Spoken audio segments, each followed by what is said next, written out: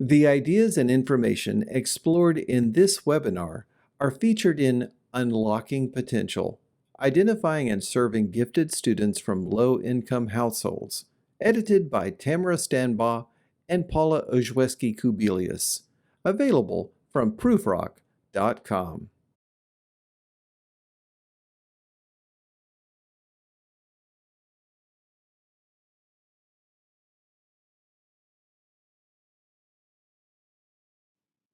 So I'd like to introduce our two speakers for today.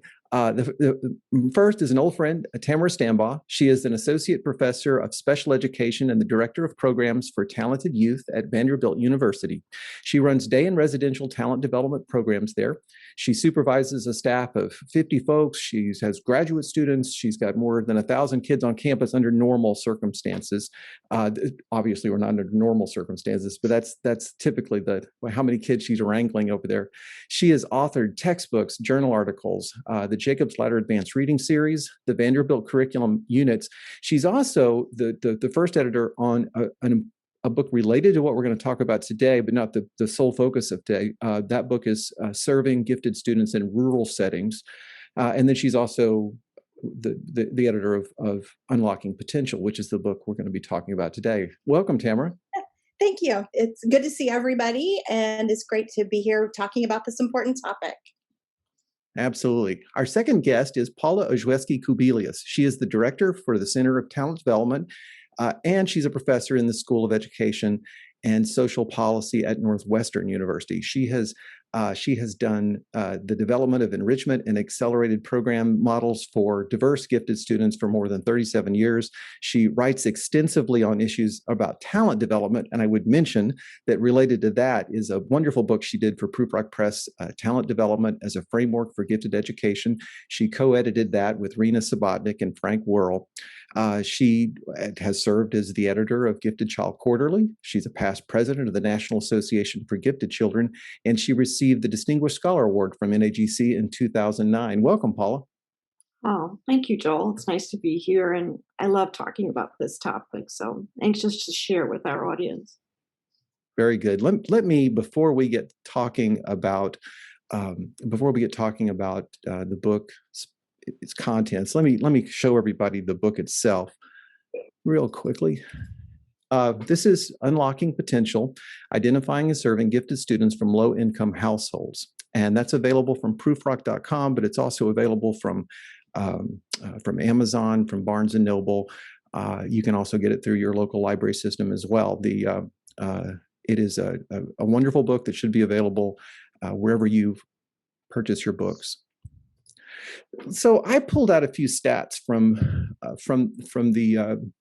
the book, and this is we had a meeting, an editorial meeting yesterday, and I just said reading the first part, not the solutions part, but reading the first part of your book is fairly grim. It is we have 41% of all children under 18 years of age. That's more than 15 million children, and 44% of children under the age of 9 are from families that you would categorize, this is in the United States, as poor or near poor. These are low-income families.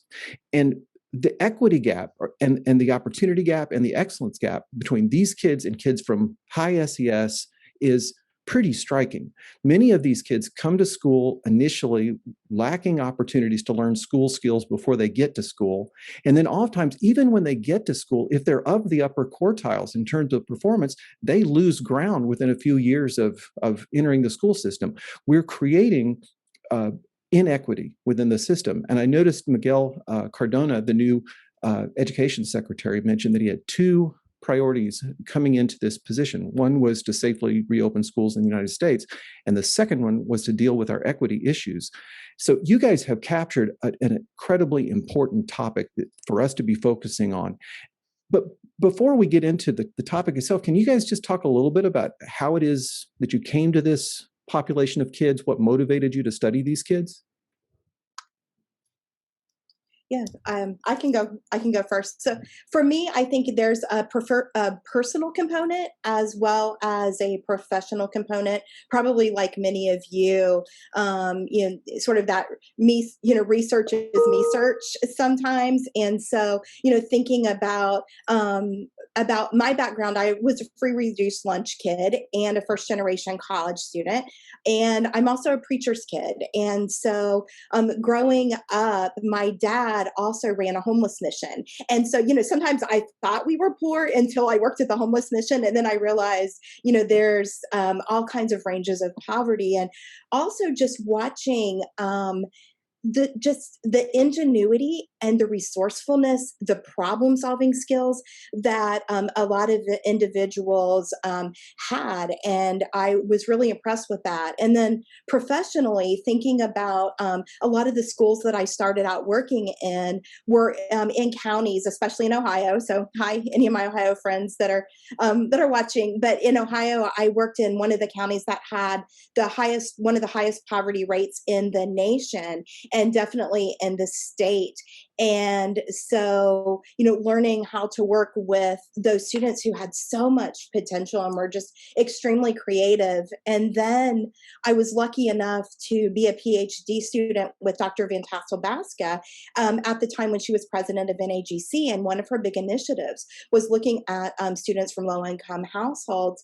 And so I was able to be part of Overlooked Gems, one of the first large nationwide talks about students of poverty and gifted. And then, of course, following up with Paula and her work when she was president that continued to capitalize on this. It just seemed like the perfect idea that we would just capture all of this in some kind of a resource for educators. How about you, Paula? For me, so Tamara and I share a common mentor, which is Joyce. And I was originally not in gifted education, but when I started working under Joyce at Northwestern, the first project I worked on was a grant-funded project to help teachers identify students from low-income households because they were being missed in gifted programs. And while I worked under Joyce for the first 5 years, we always had a focus on underserved kids somehow with grants or with scholarship support to give more opportunities. And that's continued during the 37 years that I've been directing the Center for Talent Development. And I, I'm an older generation person. In my day, this is literally, I went to a very diverse high school. There were differences then in representation within the more advanced classes. They were predominantly white, and the African American girls at Snow Girls School were not represented in those classes. So I had early recognition of kind of these racial disparities.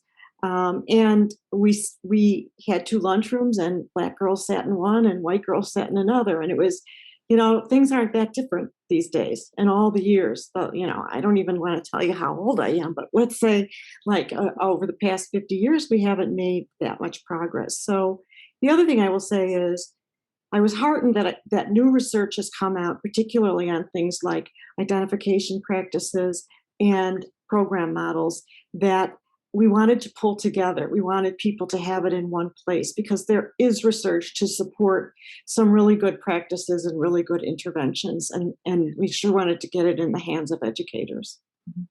Yeah, let me talk to that a little bit, because I think what became very clear as you read the book is that if you've got kids from low SES who have potential, we in gifted education and in talent development should be the equivalent of talent scouts. We should be finding those kids, bringing them into our services, and then delivering services that can bring them along. Because if we don't, we lose them.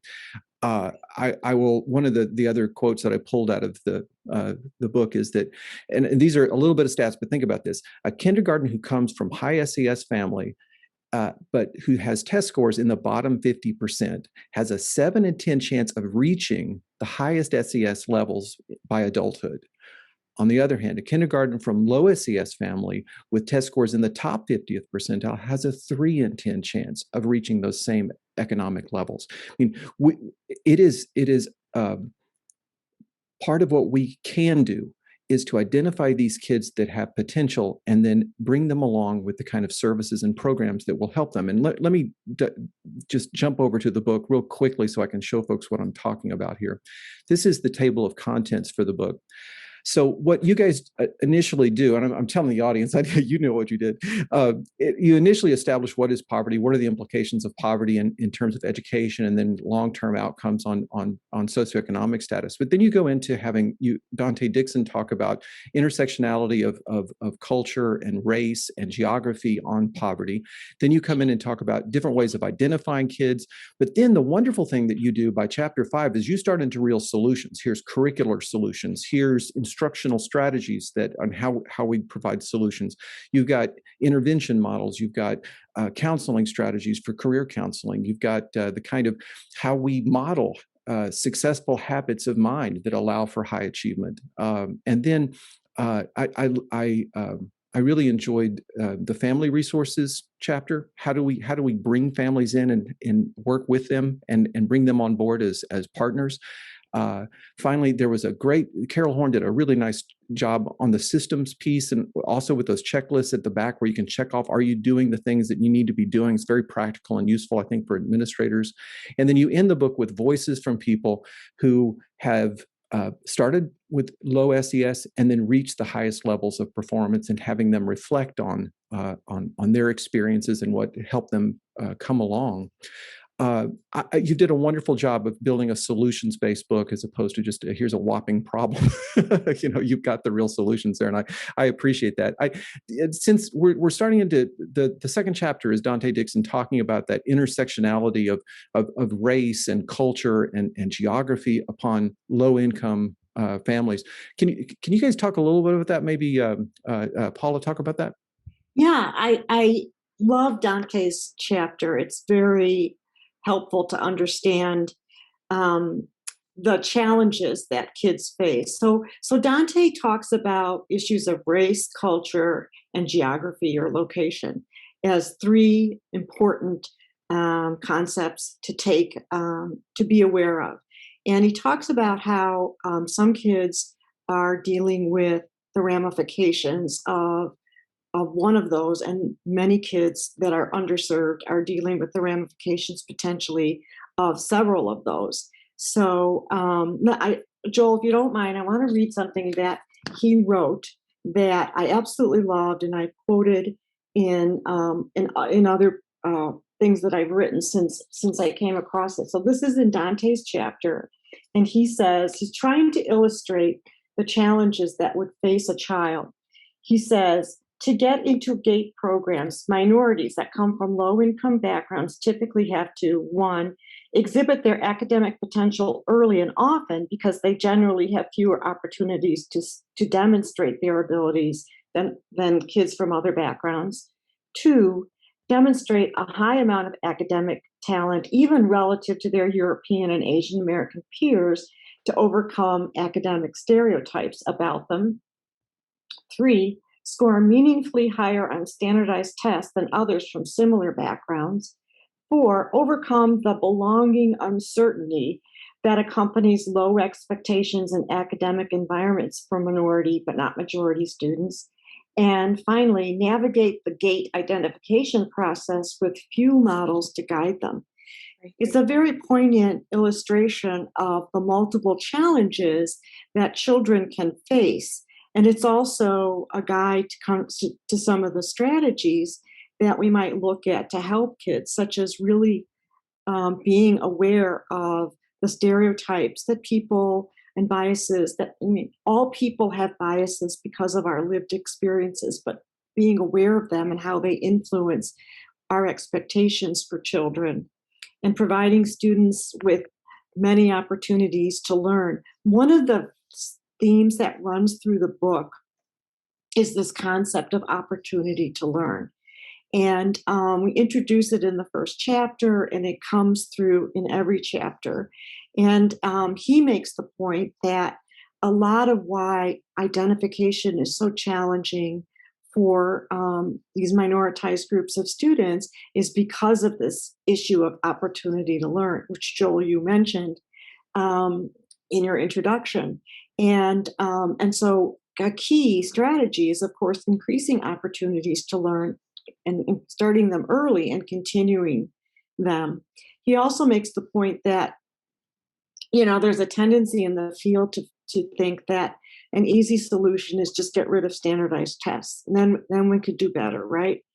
And he says we don't need to get rid of standardized tests, but we need to use them sensibly. And this is also a theme that runs through Joni Lakin's chapter. She talks a lot about how you can use tests that you guys all use in school, like the COGAT and the MAP test and other assessments. So it's not that they're bad, but they can be misused in a way that does not help us identify these children. And then resources, rural schools suffer from the lack of resources. So do urban schools and some even suburban schools. What can we do to increase opportunities to learn before school, after school, during the summer, and also within the classroom? And then really understanding some of the psychological issues that kids face. And this is where Frank Worrell's chapter comes into play and Emily Mofield's chapter.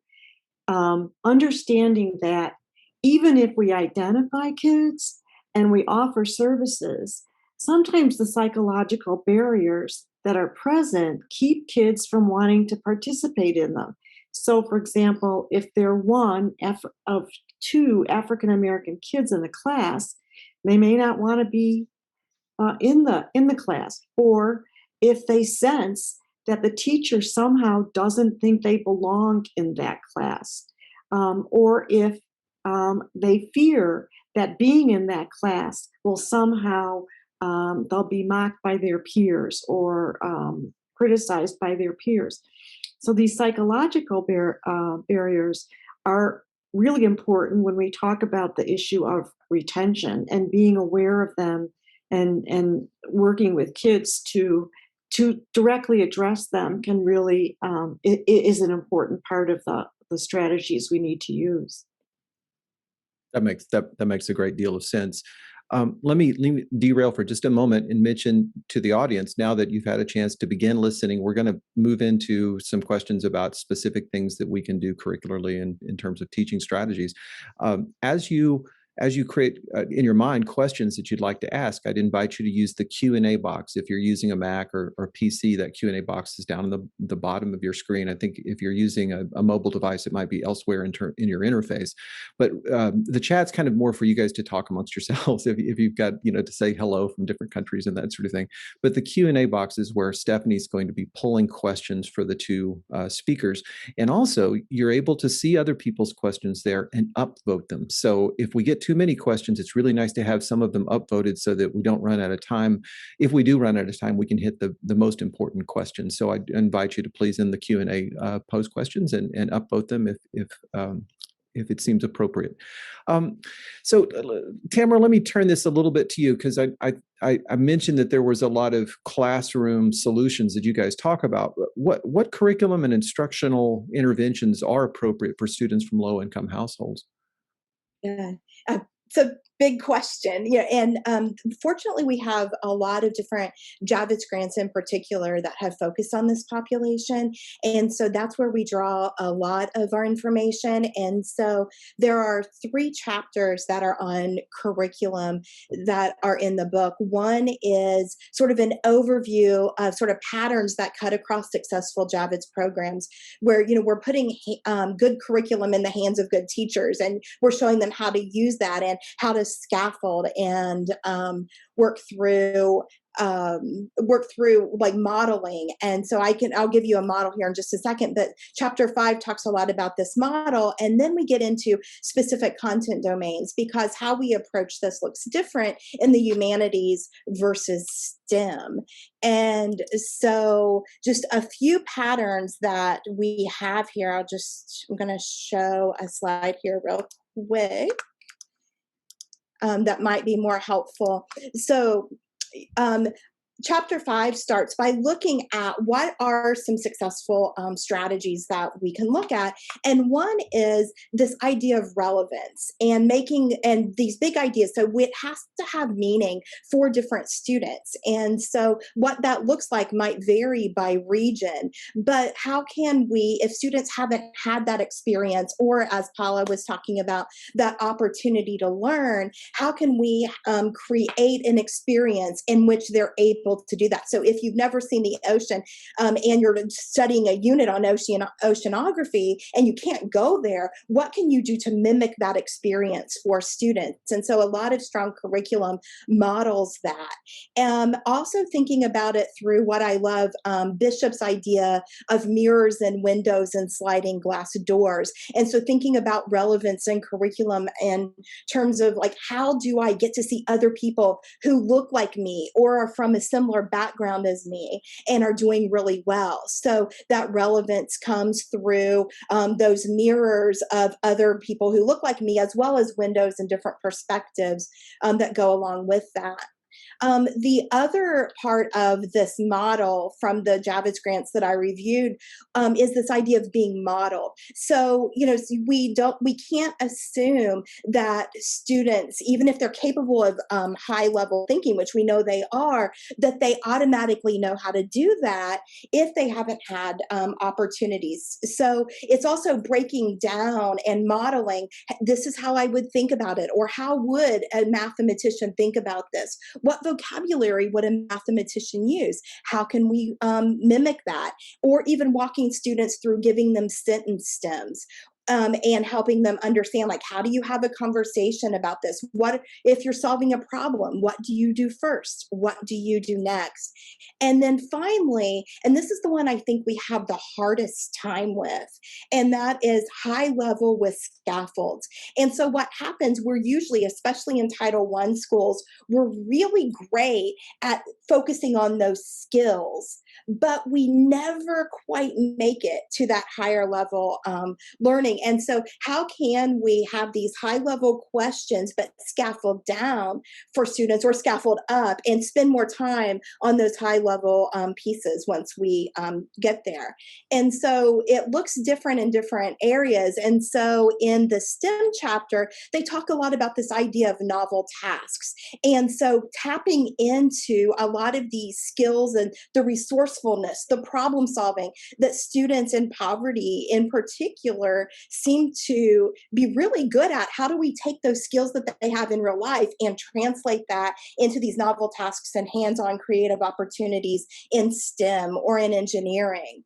Or talking about in the humanities, making everything meaning focused, which goes back to this idea of conceptual and relevant. And so there was one study that was cited in this chapter that Catherine Little and Hayden did, and what they said is that students in Title I schools grew more when they were able to focus on the meaning of the content as opposed to the skills themselves. And so, why is it we need to learn this? What does it mean? What does it look like?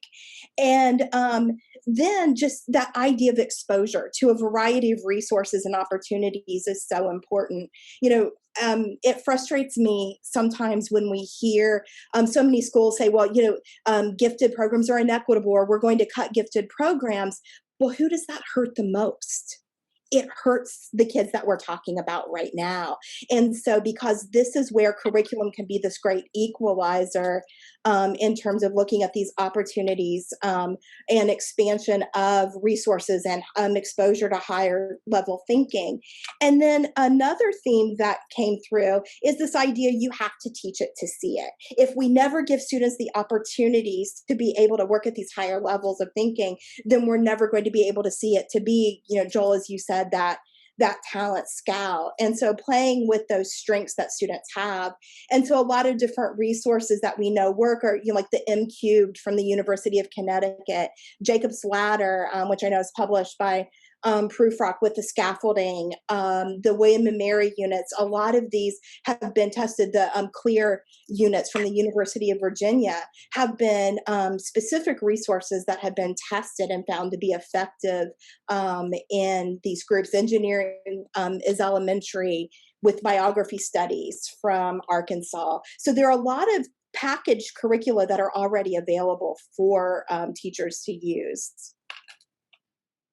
Oh, thanks, Tamara. I had two thoughts, and one of them that you brought up is that, so, you know, when you think about the stats, particularly the that you guys go through in the survey, the literature, these kids come in, and again, I'm reiterating something I said earlier, but even if they're performing at the highest levels when they get there, they're going to lose ground progressively. And one of the things that I think, and I don't know that you guys explicitly said this, but this was the impression I got. One of the complicating factors is that these kids suffer from our low expectations of them. So they're not pushed to take calculus classes when they reach that level. They're not pushed into the higher level mathematics. That there is this kind of idea that one of the reasons that they do fall behind is that we don't expect much from this group. I mean, I'm talking generalities, but I think that's what I'm saying is to some degree accurate. And I wanted to kind of move into that because,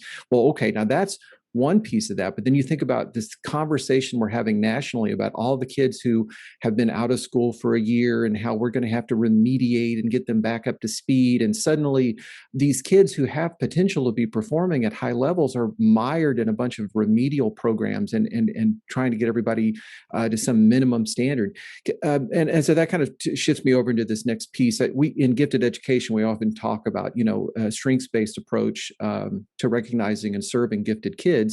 You know, we know that kids who have passions, who have a strength in an area, that's why we're talent scouts. We find that, and then we start serving those kids in those areas. Maybe Paula and Tamra both, could you guys talk about how does that strength-based approach, how does it apply to kids from low-income backgrounds? Tamra, can you put that slide up? Yes. So, Joel, that's a really good question. And so we want to segue a little bit into different approaches to identification that do build on children's strengths as opposed to deficit thinking. So the chapters that deal with this are Joni Lakin. And those of you who don't know Joni, she's a co-author and the COGAT test. So she's really an expert on testing, but she also works in the gifted and talented field, and we're very lucky to have her. And then Frank Worrell from the University of California, and Frank's a school psychologist, so he's also very familiar with testing. So and as I mentioned when we started, Joel, there's more research now than ever on what works, or at least what has potential to result in more equitable identification. And it includes things such as, for example, teacher recommendations. So teacher recommendations, as you know, has been bashed because when we look at how well that works, we find that teachers have a hard time really identifying general intellectual ability, tend to nominate good compliant students.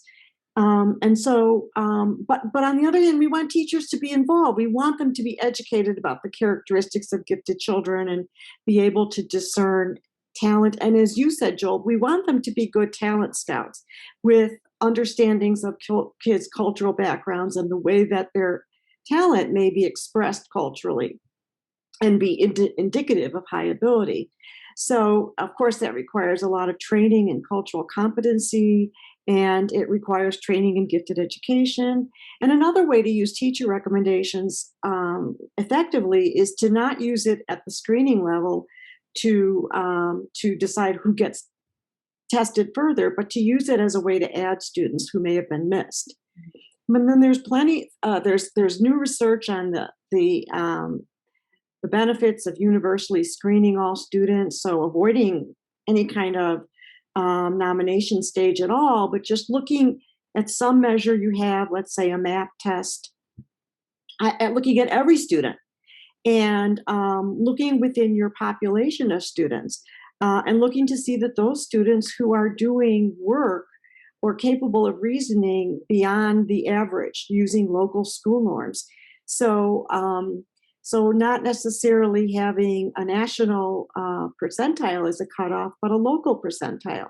So, for example, if the kids who are your top performers are performing at the 75th percentile, those are your top performers in your school who probably need a more advanced curriculum, as opposed to some other school where it may be reasonably at the 95th percentile. So thinking about services in a more localized, contextual fashion. What works with the population of students that you have in your school? And being careful about, oftentimes in our gifted programming, we inadvertently build in obstacles for kids being participating by having them have to meet criteria, multiple criteria. You have to have a high teacher recommendation, plus a high COGAT score, plus a high achievement. That may be appropriate for a very accelerated program, but it may not be appropriate, and likely isn't, for most of the programs we offer at the elementary level, which are typically enrichment programs. So broadening the criteria using an or criteria. You have to meet this, or you meet this criteria in order to qualify. And understanding, for example, that depending on the stage of development, so with little kids, it's acceptable to have more latitude with respect to underachievement, or kids who don't exactly turn all their work in on time, or don't complete it. And the reasoning is because those are skills we're building and developing, and they're not fully developed in young students, as opposed to criteria for an AP class or an IB program for older kids, where you might have that expectation and it might be a part of your criteria for a program. And finally, and I think this is actually the most important thing to understand, is using curriculum, good curriculum, challenging curriculum, to identify talent through front loading. So instead of our usual approach of, let's give some tests and identify who our gifted are, and then we'll give them services, we stop and we say, well, if we have a population of kids who have had less opportunity to learn, let's give them opportunity to learn first. Let's provide them with challenging and rich curriculum to ferret out what they can do. And then let's look for kids as talent scout teachers who show evidence of higher level reasoning ability, motivation, persistence, exceptional problem solving. So let's start with services, especially for children who come from poverty, and then let them catch up, let them show us what they can do, followed by assessment, so that maybe they eventually qualify for more district level programs that require district level norms. So all of this is kind of go over, and these are good practices to consider in your local context. What works for you, what might be something you can use depending on your school population. I also think, talking about the idea of teacher recommendations, we also want to make sure, and we've already alluded to this a little bit, but that idea of place-based, who's in your district, and that the importance of professional development with all of these different pieces in terms of who are the students that we're trying to find, who we think we're missing, and and so that teachers understand what to be looking for, and how students may show their gifts and talents in slightly different ways, especially if they haven't had that opportunity to learn. And so I think that's also a really important piece to consider. So understanding, for example, in some cultures, storytelling and verbal communication as opposed to written is really valued. And so can we understand that? Where is that important? Which cultures? And can we look for that talent? Because it's probably a good indication of a child who's verbally gifted. Similarly, for children who are learning English, rapid acquisition of English would be a good indication of a child who's probably gifted in the verbal area. So understanding how we might capitalize on cultural strengths in order to ferret out kids with abilities. Yeah, I also think another thing we forget is that, just as I think you started to allude to, Paula, is growth. And so sometimes who grows really fast, they may not still be up to where we want them to be in the moment. But if we're after exposure, we're seeing huge jumps in scores. That's a student to keep an eye on. Right. Oh, and I want to say that a good example of this, for many reasons, but for this idea of front loading and using curriculum to ferret out talent, is the chapter by Carol Horn on the Young Scholars Program. And I know, Joel, she's also editing a book that will come out on this model. It's a favorite of mine. What's really cool about it is that this wasn't some research project that was imposed on the school. This came out of educators sitting around saying, what can we do about our underrepresentation problem? They crafted this model, and it is a model, and they helped districts. This was in schools in Fairfax County, Virginia. That district implement the model, but it's also been replicated all over the country. And so there's actual data to show how using this approach of curriculum to identify talent and a system-wide approach really increases the diversity of students who are in the gifted programs, not only at the local level, but who qualify then for later district level programs like special classes, special schools, etc. Yeah, and I actually just answered one of the questions in the chat while you were talking that dealt somewhat with that. That a lot of times, if we can even use local norms to identify students, then we teach up using this high level curriculum and a lot of the published curriculum that I've already mentioned. But within 2 or 3 years, a lot of times students are being more formally identified by national norms. It goes back to that idea of access and the opportunity to have those higher level thinking skills infused within their daily routine. The bottom line is we have to start early, because as Joel mentioned, kids start kindergarten already behind. Yeah. So as early as possible to start providing enrichment and challenging curriculum. Yeah. Now, let me go ahead, Paula. Tamara, I'm sorry. Oh, I didn't know. I know we've sort of been dancing around this. I don't know, Paula, if we wanted to show that opportunity to learn slide. I think that might work here. If you wanted, hold on just a second, just to see. Here, this was in our first chapter, and we sort of alluded to it, but I really like this visual. So, and this is, Joel alluded to this, where kids come to school already behind when they come from lower income families, but also even when they come and they're in the top 25% of achievement, they don't stay there. They're much more likely to fall out of those top tracks, and so this less opportunity continues along the pathway.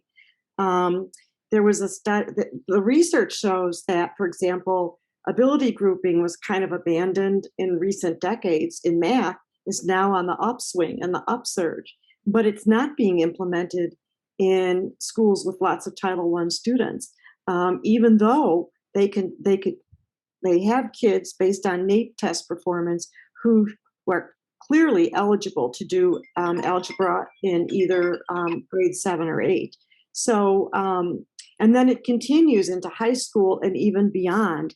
And so the message here is start early and be continuously monitoring progress and providing opportunities. That makes sense.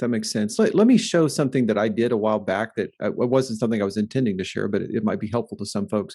If you do decide that you want to do local norms, Dr. Leila Sanguris and I did a webinar. And so you go to the Proofrock website, you come into the webinars, recordings from past webinars, and we did this one on local norms and universal screening. And the reason I wanted to point this webinar out to you is that we also developed this white paper down here, if you can see where my cursor is, identifying students from gifted and talented services using universal screening and local norms, where we walk through the process of doing local norms. We develop the spreadsheets that let you convert raw scores to percentile ranks. Once you've established the bell curve with a sample population of students, and it just sort of walks you step by step through that process. The spreadsheet that we developed, I based on one that David Lohman had originally developed, and Scott Peters and I kind of talked back and forth, and Gail Reiser and I talked back and forth, and we feel like we've got a really good system for helping you develop local norms if you want to go with local norms. I just wanted to mention that thing I wrote and share it with everybody. That's a great resource. Yeah, it was. Yeah, I really I thought it would be useful. And then kind of final question before we get into the Q&A. And by the way, those of you who at one point joined us, please, in this last portion, put in your questions, and folks upvote the questions that you like, and then Stephanie will be taking over here in just a few minutes, and we can go through the audience Q&A, which is pretty active. I think this one's for Tamra. Tamra, Paula had just talked about Carol Horn's chapter, which was more administrative supports that can help support what we're doing with low-income kids. Can you talk a little bit about that chapter and some of the things she talks about? Yeah, absolutely. I actually stole the visual that's in her chapter and used as a framework that I think might be helpful here. And so, if you're not familiar with the Young Scholars Program, she talks a lot about the different components that go along with it. And one is that everybody, going up to this orange section right here, everybody's a talent scout. There's shared leadership. We're all looking for talent. We're all trying to find talent and cultivate it in different ways. And so that's one component in terms of bringing everybody on board and having that collaborative and shared leadership. Another piece is having those evidence-supported curriculum opportunities for students. And so teachers will go into the classroom and teach these different 9 thinking skills, everything from PMI to questioning strategies to encapsulation to I think decision-based reasoning skills. And so they go through all these different strategies, and then they're watching for students. And then there's this continuum of services that gets increasingly, there are different levels of challenge and levels of intensity. And she makes it a point to talk about how you label the service more than you label the child. And so this is the service that the child needs at this point in time. And so sometimes it's differentiation in the general classroom, where other times it's we're putting you into this really heavy, intensive curriculum. And so, having curriculum like the curriculum from the College of William and Mary, or they use Jacob's Ladder in the general classroom, or M Cubed. And so they have evidence-supported curriculum, but then there's this continuum from the general classroom all the way to special, all day, every day intensive services with more accelerated curriculum and opportunities. And then all of this is sort of undergirded with this blue category here of professional development. How do we find kids? What do they look for? Going back to what we talked about earlier with that cultural relevance, but also how do we teach students? How do we scaffold questions while still spending most of our time up here at that high level, but bringing up those skills? And so at every component, there's a professional development piece to help teachers engage to really find and then continue serving students. And then another piece that I think is important is that summer school opportunities. And so providing, especially for students who are identified in the Young Scholar Program who maybe aren't quite at the highest levels that would be identified formally as gifted in the state, giving them those opportunities when during non-school time to continue to enrich and expand on their opportunities has proven to be successful. Yeah, because when you think about it, what you guys brought up in the book is that high-income families spend upwards of $7,500 a year on outside of school enrichment opportunities. And it for those kids to keep up, there's got to be something that competes with that we can help provide. Before I go to the Q&A section, I do want to share one of the things that is in that Horn chapter, which was, I thought, really helpful to coordinators and administrators. She creates essentially, she calls it implementation checklist for coordinators, using a systems approach to find and nurture gifted and potentially kids from low income. She goes through, and you've got this checklist of specific things that your program, your system should have in place, and you can rate it, to a lower, higher degree, but it allows you to do a self-assessment of how well you're doing in terms of providing the system supports for those kids. And I really liked that. Also, before I shift over, I'm going to remind everybody that we do post a recording. Anyone who's registered will receive a copy of a link to the recording. And let me give everybody the information for this book. If you'd like to purchase this book, I think it's really a profoundly good read if this is the focus of your program. I'll leave it up here for just a second if you want to take a screenshot so you've got the titling information and that sort of thing. So I think we're ready to talk a little bit about the Q&A section over here. Again, the chat's really more for visiting, and you're welcome to be there. I love hearing from where everybody's from. That's wonderful. But the Q&A is where Stephanie's going to be managing questions, and the upvoting is going to tell her which questions to ask, so we don't run out of time before we get some of those questions. So maybe Stephanie, if you want to take over. Yeah, sure thing. So our first question here, is there an identification tool that best draws out these underrepresented populations? And there's already been some responses to that. So there's no one approach. And one of the things that's emphasized is, that the approach should be specific to your context and your population. However, I think there's a lot of support for local norms, for universal screening and local norms. And I would tell people to go and look at the chapter in the book, but also the resource that Joel mentioned on local norms. And I think that's the way. So what local norms enables you to do is to find those students within your school who need more than the curriculum that they're getting.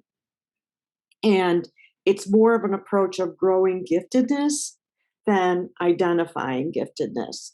So I would recommend that. And I would also recommend that if you are, a lot of schools jumped on the bandwagon of nonverbal testing.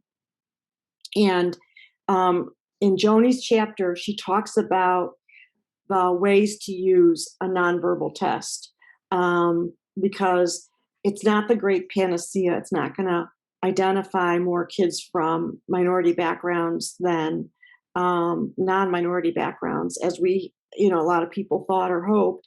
But it can be used. It's best used with younger students before they have exposure to specific subjects, because it's really a test of general reasoning ability. And if used with older kids, it's best to be used combined with a subject-specific test of achievement. So there are recommendations. So I would say, if you're going to think about this, think about those practices with respect to universal screening, local norms, and how to use nonverbal tests. And I would argue it's more it's a systems approach. It's not one, from our slide, it's not just one of those, but it's multiple. It's using universal screening with local norms and front loading and figuring out those different combinations within a system that are going to work best. I think sometimes we think it's one or the other, or there's this magic bullet, and there's not.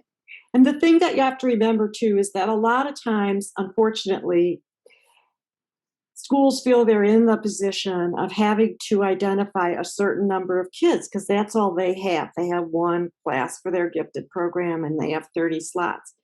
And that's just not going to work if you can't take that approach if we're going to work on equity. So we have to identify not students as gifted, but students who need gifted services. That's what we're really trying to do. Yeah, and I was going to add too, like, and that's, I think, one place that I see like a bit of a rub, because it's also matching the services to the identification model. And so if you're identifying students through these alternative measures and you're putting them in a highly accelerated program, and you wonder why they don't stay, we need to make sure we're still doing some of that scaffolding and scaling up, which is why I love like Carol Horn's, like that continuation or continuum of services model, so that the services and the child and the identification methods all match what that child needs at this time. So notice that Tamara and I are using a word services more than program. And that's a key concept, again, that we have to move away from the gifted program, because that assumes that you got one kind of gifted kid, and that just isn't the case. So instead, we have to think about what services do we provide. You could have a very accelerated class, but also a class for kids who aren't at that level yet and need more enrichment and scaffolding in order to bring their achievement up. So services, not programs. Yeah, and let me also, Stephanie, let me also mention that, so we just, well, I didn't do it. Dr. Leila Sanguris and Todd Kettler just finished the renorming of the SIGs. So the SIGs 2 comes out in April 15th. And, it allows you to assess different areas of talent within the school setting.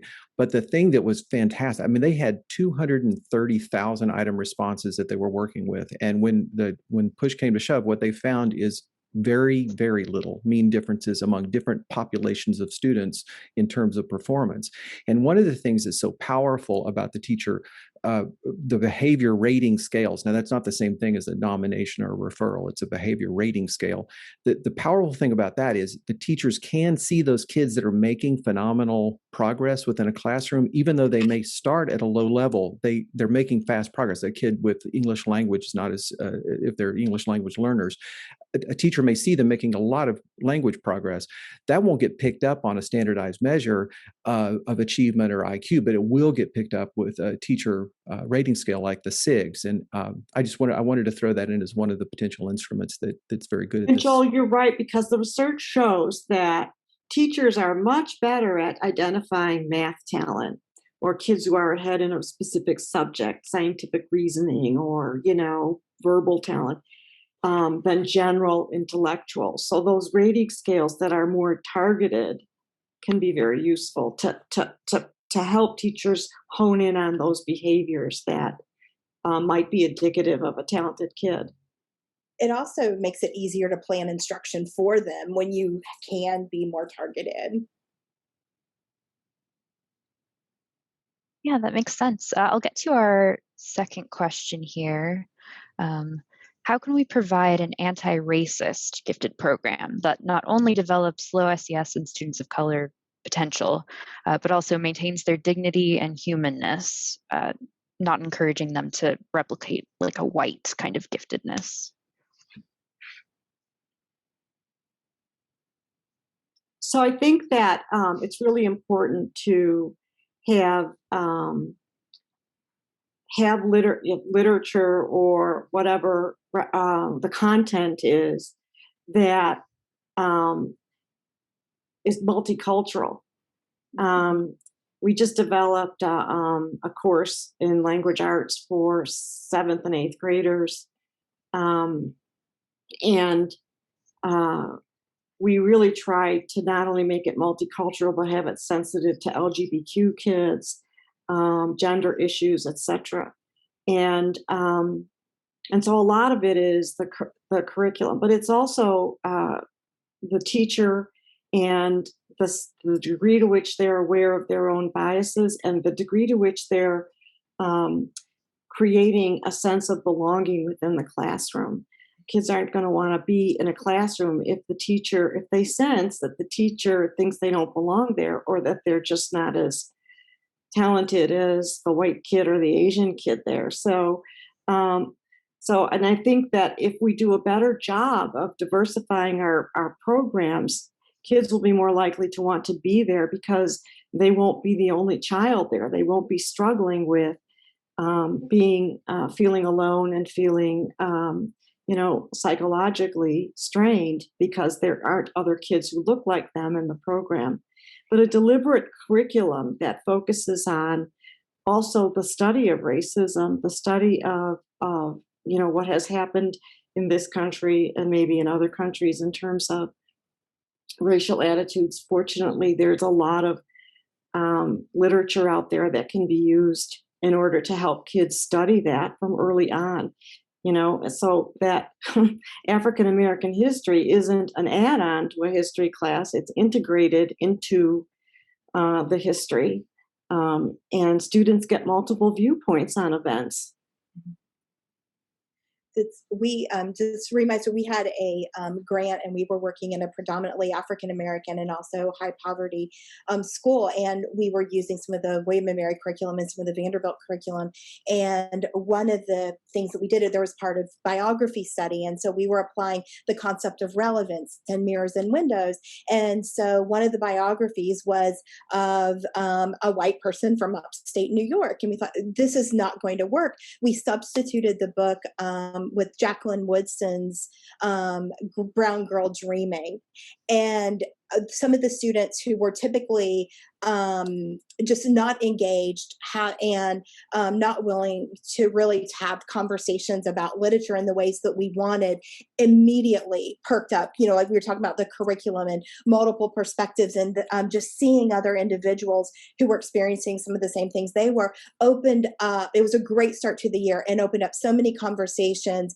And again, it played into that belongingness and that the conversations they were allowed to have, journals, and students ended up, they wanted to keep reading the book and reading more books by her. And that's just one simple, example of how we can be responsive. And teachers and all school personnel need to be aware of how kids are treating one another. Because one of the schools I work with, the kids of color really feel sometimes, well, not just sometimes, that other kids are allowed to get away with saying things that are racist or denigrating their particular culture, and it's not called. So it's a whole culture in a school that's not allowed, that's not okay. And, that everybody needs to have a sense of psychological safety within the school. Yeah, that's great. Great ideas. What is the most effective strategy for supporting students who do not have a single role model or advocate at home? I think I like, I think biography study and, mentorship are two really great ways. So, are there ways that we can emulate others? And so, we focus a lot on this through Jacob's Ladder, which is one of the curriculum resources that was designed and tested in Title I schools in particular. There's an affective component also, but the idea, again, of seeing other people who have come from where we've come from. And so if we don't have that in person, can we read about them in books? And so and then also, I think another key piece in the literature is, are there other people in the community who can be those academic and social mentors? And whether that's, again, it could be a teacher, it could be a community member, or it may need to be through books and videos and, other ways where we can connect. So Tom Hebert, Hebert, writes a lot. I think he's written, Joel, stuff that you've published on use of bibliography. There's also films to use. And also I want to mention something that one of the book chapters is by Emily Mofield, and she's got an affective curriculum out that Joel has also published, which I really, really like. And these are talking about creating good attitudes for gifted students, but also a better atmosphere in the classroom for accepting of all students. Mm-hmm. She's got a psychosocial skill curriculum. She's got exercises in this book that one can do with kids to help promote growth mindsets. Yeah, there it is. To help promote growth mindsets, to help kids with affiliation versus achievement conflicts, all sorts of things that are more psychological in nature, but can impede their willingness to put forth effort or even want to stay in a class. So that's a really good resource. Stephanie, maybe one more question, and then I might, guys, we're running obviously late, and I want to do justice by some of the questions. Maybe what we'll do is we'll take one more question here live. I'll try to follow up with some of the questions that we weren't able to answer here if I have any content knowledge about them. Because I hate that for the questions to have been posted and not get answered, but we're running late on time. So Stephanie, maybe just one more question. Yeah, sure. So this one is also about standardized testing, such as IQ and SAT, may be biased against, people of color. Could there be a redesign of these assessments to not be biased against students from low-income and marginalized communities? So I'll answer that question. So I refer you to Joni's chapter, but also writing by Frank Worrell. So bias has a very different meaning when it comes to tests. The fact that groups differ in their average scores is not an indication of bias. Bias is indicated by whether a test score predicts outcomes differently. So does the SAT predict college success differently for different groups of people? And the research is not. The research is pretty strong that these tests are not biased. And test publishers can't put tests out there unless they show evidence that they've checked for this kind of bias against certain groups. However, does that mean they can be used inappropriately? Absolutely. So you can, if you don't understand that every test, whether it's an ability test or achievement test, will reflect opportunity to learn, then that means you have to modify the way you use test scores. So you can't expect a child who has come from poverty and has had less opportunity to learn to score as well on a test at school entry as a child who's come from a very advantaged circumstance. So what do? So what you do is you look at the score relative to the child's opportunity to learn. So you might not expect a kid to be scoring above a 95th percentile, but a kid who's scoring above the 75th percentile might be an indication of a student who has a high aptitude for learning and exceptional potential. So it's not so much that throw out the tests, it's the way you use them. And then the other strategy, like I talked about earlier, is hold off on testing until kids have had opportunities to gain skills, to gain exposure to subjects, so that they can develop their higher level thinking skills, so they can show you what they're interested in and what they're capable of doing. So hold off on testing until kids have had the opportunities that other more advantaged kids have already had at the start of school. There's no magic test. There's no magic test. Even these nonverbal tests that we thought would have less bias, they still show the same group differences as other tests. So it's how you use them is what's critical, and how you understand what they mean about a child. No, thank you, Paula, and thanks to everyone who's attended this. I genuinely appreciate it. Let me throw up the not really throw it up. I'm going to have to start the slideshow again. There we go. If you'll give this book a visit, I think this is a wonderful resource for schools, and I hope you will consider purchasing the Unlocking Potential, or get it from your local library. So Tamra, Paula, thank you so much for being here. I really genuinely appreciate your time and your expertise. Thank you. It's our pleasure, right, Tamra? Yes, loved it. Thank you. Thank you for the opportunity to do the book, Joel. Yes, absolutely. I'm proud to do it. And Stephanie, and thank you for Stephanie, moderating the for all Q&A. the work you did on it. Yeah, Absolutely. of course. I was happy. Oh yeah, because to. Stephanie's the editor on that book. That's right. That's great. That's great. And I'm just thrilled so many people are interested. I mean, just from the numbers, interested in continuing to serve this population. That's impressive. So thank you all. Thank you. And good luck. Yes. Yep. And I'm going to end with Tamra and Paula's contact information. If you have any questions or want to reach out about their programs, feel free to contact Paula or Tamra with questions about their programs. So thank you, everyone. We sure appreciate it. And you guys have a wonderful rest of your day. Bye-bye.